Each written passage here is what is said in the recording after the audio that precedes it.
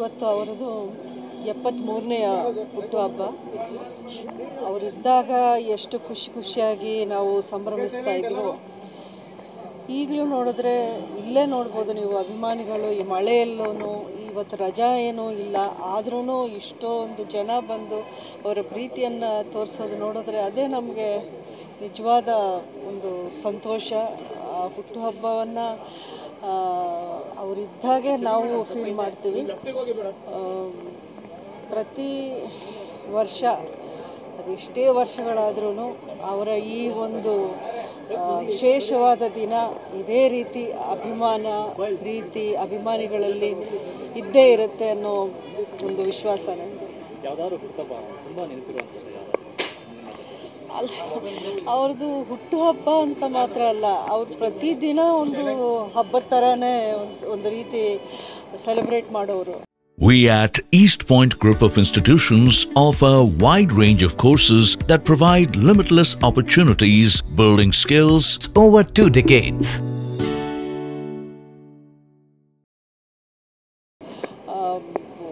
Specially birthday ಅಂತ ಏನೋ ಅವ್ರು ಕಾಯ್ತಾ ಇರೋರಲ್ಲ, ಪ್ರತಿದಿನ ಹಿ ಯೂಸ್ ಟು ಅಂದರೆ ಎಂಜಾಯ್ ಮಾಡೋದು ಅಥವಾ ಖುಷಿಯಾಗಿರೋದು, ಸ್ನೇಹಿತರ ಜೊತೆ ಇರೋದು, ಮನೆಯವ್ರ ಜೊತೆ ಗಲಾಟೆ ಮಾಡ್ಕೊಳ್ಳೋದು,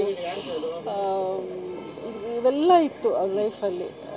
ನಾವು ಜೊತೆಯಲ್ಲಿದ್ದಿದ್ದು 27 ವರ್ಷ. ಬಟ್ ಆ 27 ವರ್ಷದಲ್ಲಿ ನಾನು ಪ್ರತಿಯೊಂದು ದಿನ ಅವರಲ್ಲಿ ಅದೇ ಒಂದು ಜೋಶ್, ಅದೇ ಒಂದು ಎನರ್ಜಿ, ಅದೇ ಒಂದು ಆ ಮನುಷ್ಯರಲ್ಲಿ ನಾವು ಆ ಹೃದಯ ಅಥವಾ ಆ ಒಳ್ಳೆತನ ಇದ್ದಾಗ ಅದು ಮುಖದಲ್ಲೇ ಅದೊಂಥರ ಎದ್ದು ಕಾಣುತ್ತಂತೆ. ಅದೇ ರೀತಿ ಇತ್ತು ನಮಗೆ ಅವ್ರನ್ನ ದಿನ ನೋಡಬೇಕಾದ್ರೆ. ಪ್ರತಿದಿನ was a birthday for him. Birthday celebration ಅಂದಮೇಲೆ ನಂಬಿಕೆ ಇತ್ತು ಅವ್ರಿಗೆ, ದೇವಸ್ಥಾನಕ್ಕೆ ಹೋಗೋದಾಗಿ ಈ ಥರ ಜನ ಮಾಡ್ತಾರೆ ಅಂತ ಹೇಗೆ?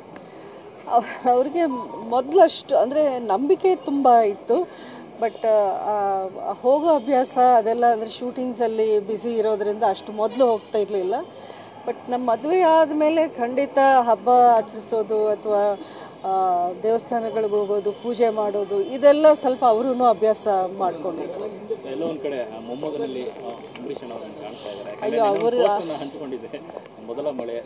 ಹೌದು, ಅವರೇನಾದರೂ ಇದ್ದಿದ್ರೆ ಅಷ್ಟು ಒಂದು ಸೆಕೆಂಡೇನು ಮೊಮ್ಮಗನ್ನ ಬಿಡ್ತಾ ಇರಲಿಲ್ಲ. ಅಷ್ಟು ಖುಷಿ ಪಡೋರು. ಯಾಕೆಂದರೆ ಮಕ್ಕಳು ಅಂದರೆ ಅವ್ರಿಗೆ ಎಲ್ರಿಗೂ ತಿಳಿದಿರೋ ವಿಷಯ, ಅಂಬರೀಷ್ ಅವ್ರಿಗೆ ಮಕ್ಕಳು ಅಂದರೆ ಪ್ರಾಣ. ಅದು ಸ್ವಂತ ಮೊಮ್ಮಗ ಅಂದಮೇಲೆ ಇನ್ನೆಷ್ಟು ಖುಷಿಯಾಗಿದ್ರು. ಖಂಡಿತ ಅವರು ಎಲ್ಲಿಂದನೂ ಅವರು ನೋಡಿ ಖುಷಿ ಪಡ್ತಾ ಇದ್ದಾರೆ ಅಂತ ಅನಿಸುತ್ತೆ. ತುಂಬ ಚೆನ್ನಾಗಿದ್ದಾರೆ, ತುಂಬ ಚೆನ್ನಾಗಿ.